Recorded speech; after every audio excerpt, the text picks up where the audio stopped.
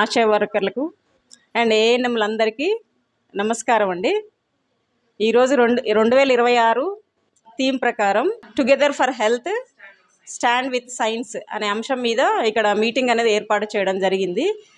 మీ అందరూ మీ వంతుగా జనాలలో అవగాహన కల్పించి వారి ఆరోగ్యపరంగా తీసుకోవాల్సిన చర్యలు ఏంటి అనేది, ఎలాంటి జాగ్రత్తలు తీసుకోవాలనేది మీ వంతు మీరుగా వాళ్ళందరికీ సూచనలు అందించవలసిందిగా నా తరపు నుంచి నేను కోరుకుంటున్నాను.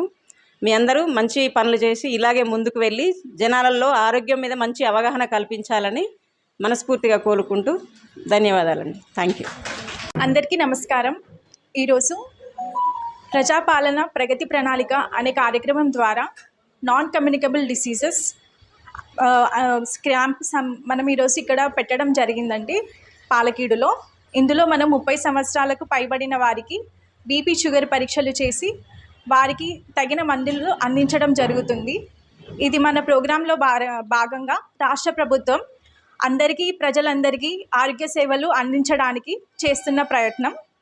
ఈ సంక్రమణ వ్యాధులు అనేవి తగ్గుతున్నప్పటికీ అసంక్రమణ వ్యాధులు ఇంకా తగ్గుపడడం లేదు.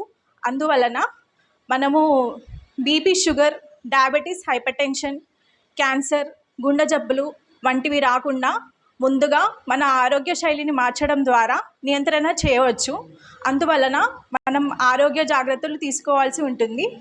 మనము రోజు వ్యాయామం చేయాలి, ఆరోగ్యమైన ఆహారం తీసుకోవాలి.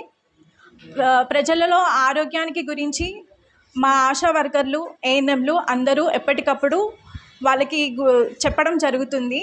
ఆరోగ్య శైలిని మార్చుకోవడం ద్వారా అసంక్రమణ వ్యాధులు అనేవి తగ్గుముఖం పడతాయి. కాబట్టి అందరూ ఆరోగ్య శైలిని మార్చుకోండి. ఈ కార్యక్రమం 99 రోజులు జరుగుతుందండి. ఈరోజు వరల్డ్ హెల్త్ డే సందర్భంగా together for health stand with science అనే నినాదంతో సెలబ్రేట్ చేసుకోవడం జరుగుతుంది. అంటే ఆరోగ్యం కోసం ఐక్యతగా, విజ్ఞానంతో అండగా అనే నినాదంతో వరల్డ్ హెల్త్ డే జరుపుకుంటున్నామండి.